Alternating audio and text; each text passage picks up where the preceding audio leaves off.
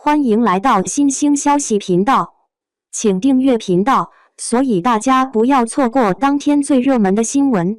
我们今天的时事通讯包括以下内容：白鹿临江仙配音遭批，于正嘴硬，粉丝不再强硬，转而卑微求改。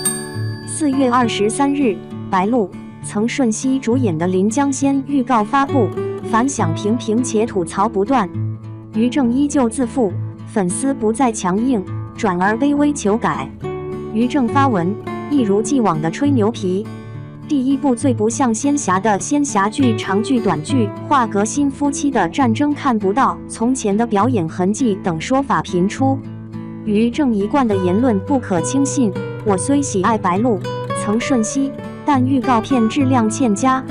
这也解释了白鹿粉丝态度大变的原因。以往他们对于正都是爱答不理，避之不及，如今却卑微求助。《临江仙》这部剧是从选角、开拍、杀青一直关注着，虽然对制片人于正无感，但因喜爱白鹿和曾舜晞，依旧满心期待这部剧能够大火。但说实话，《临江仙》预告表现平平，还暴露出诸多问题，可于正却固执己见，实在让人无可奈何。首先，配音问题，配音不贴脸。直白来说，听声音看白鹿演戏，脑海却会想起其他女艺人。《临江仙》里白鹿的配音太过稚嫩，和剧中服化道营造的气场不匹配，一开口就让观众瞬间出戏，谁还有心思看剧情？这声音更像动漫角色，根本不适合仙侠剧。可于正却很满意，坚持不改，还嘴硬说就喜欢这样。无奈之下，白鹿粉丝只能低声下气地求他更换配音。于正似乎忘记了一件事，他拍出来的剧是要粉丝帮忙宣传的，是要给网友看的，而不是他满意就好。主次分不清的下场，就会扑街概率增加。白鹿粉丝建议使用白鹿原声配音。白鹿粉丝建议使用更有力量感的声音。白鹿粉丝建议使用带着些许威严的声音。其次是观感上，精致又粗糙，周围雾气氤氲的景，搭配演员高清的脸，这明显是特效与实拍未能自然融合。特效问题，剧中特效风格混杂，有的常见于广告大片，有的源自游戏画面，还有的照搬动画片场景，各类特效拼凑在一起，宛如一场大乱斗。据传，该剧部分特效为后期追加，于正投入重金，甚至因此延期播出。然而呈现效果不尽人意，看来首次涉足仙侠剧的于正这次踩坑了。剧中服化道妆造颇为敷衍，头发凌乱毛躁，部分造型不忍直视，全无仙侠之感，显然于正在此节省成本。此外，灯光设计也有问题，主演头顶发亮，棚拍痕迹过于明显。最后要说的是这部剧的整体基调。于正故作神秘称该剧不像仙侠剧，原因在于它混血特质明显，以仙侠为底色，杂糅动画、游戏、电影等多种元素，导致作品既不像传统电视剧般接地气，也未达仙侠飘逸之境。想兼顾的元素太多，却都未能做好，显得杂乱无章。正如热搜所言，于正的预告失去了这部剧原有的精髓。从制作方视角，仙侠、古装剧当以剧情与演员演技为重，特效仅做辅助，而观众先关注声音、画面，再聚焦剧情。声音适配，画面舒适，是重要的第一印象。于正应采纳白鹿粉丝建议，修改配音，优化画面，弱化头顶灯光，改善特效融合。但以他的执拗性格，改动恐怕不易。即便如此，观众仍会观看此剧，只是惋惜他本可以更出色。2. 白鹿原声封神，于正配音梦回10年前，临江仙恐成最大败笔。好家伙，于妈这回又双若卓翻车了，热搜预定，我瓜都嗑一半了，差点呛着。这回不是阿宝瑟，也不是莫兰迪，而是临江仙的配音，怎么说呢？让我梦回10年前的古早仙侠剧，白鹿的原声明明那么带感，非得给她配个软妹音。于妈的解释是她喜欢的嘞，您是甲方，您说了算，但咱观众耳朵也不是摆设啊。这感觉就像让施瓦辛格去唱小燕子，画面太美，我不敢想象。讲真，我追于妈的剧心脏比常人强健不少，槽点什么的早就免疫了。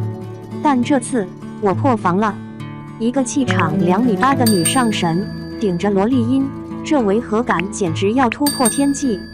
粉丝们更是集体 email， 在她微博底下上演大型哭坟现场，比过年还热闹。想当年，于妈可是造星高手，粉丝对她那叫一个爱答不理。现在呢，卑微求换配音，风水轮流转，莫非这就是传说中的天道好轮回？不过话说回来，这配音只是冰山一角，临江仙的问题那可是罄竹难书啊。特效像上个世纪的 PPT， 服化道廉价的像地摊货，灯光师可能是把棚拍俩字焊在了脑门上。于妈自己说了，临江仙是混血儿，仙侠、动画、游戏、电影元素多的像自助餐。结果呢，四不像，就像黑暗料理，什么都敢往里扔，最后味道一言难尽。想当年《延禧攻略》的莫兰迪色系多火啊，引领了一波潮流。现在这临江仙，画面和特效直接拉胯，真是让人唏嘘。这感觉就像一个米其林大厨突然开始摆摊卖麻辣烫，还用一次性餐具，你说扎心不？爱粉丝们真是操碎了心，又是建议用原声，又是推荐其他配音演员，就差自己上了。瞅瞅这卑微样，像极了追星的我。想当初他们对于正那可是爱答不理，现在却求爷爷告奶奶的，真是世事无常啊。想当年于正凭借《宫锁心玉》等剧捧红了杨幂、赵丽颖等一众小花，可谓风光无限。如今却因为一部《临江仙》的配音问题被粉丝围攻，各中滋味，想必只有他自己能体会吧。说1000到1万一部剧的灵魂，还的是剧情和演技，特效、服化道这些都是锦上添花的东西。于妈这次明显是捡了芝麻丢了西瓜。观众看剧，首先是听声音，然后是看画面，最后才是剧情。如果第一印象就不好，谁还有耐心看下去？就好比相亲，第一眼没看对眼，后面再怎么优秀也白搭。隔壁苍兰诀的配音就贼贴脸，王鹤棣的东方青苍霸气侧漏，虞书欣的小兰花娇俏可爱，每个角色的配音都恰到好处，让人一听就入戏。再瞅瞅临江仙，这配音简直是车祸现场，让人分分钟出戏。归根结底，于妈还是太固执了，听不进别人的意见。粉丝的建议，她当耳旁风；网友的吐槽，她置之不理。这部剧本来可以更好，可惜了。但话说回来，吐槽归吐槽，剧还是要追的。毕竟白鹿和曾舜晞的演技还是在线的。万一剧情逆风翻盘呢？万一于妈后期良心发现，换了配音呢？其实于妈这种自嗨式创作，在娱乐圈并不少见。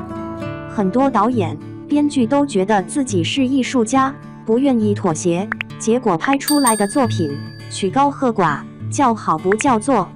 艺术和商业从来都不是水火不容的，好的作品应该两者兼顾。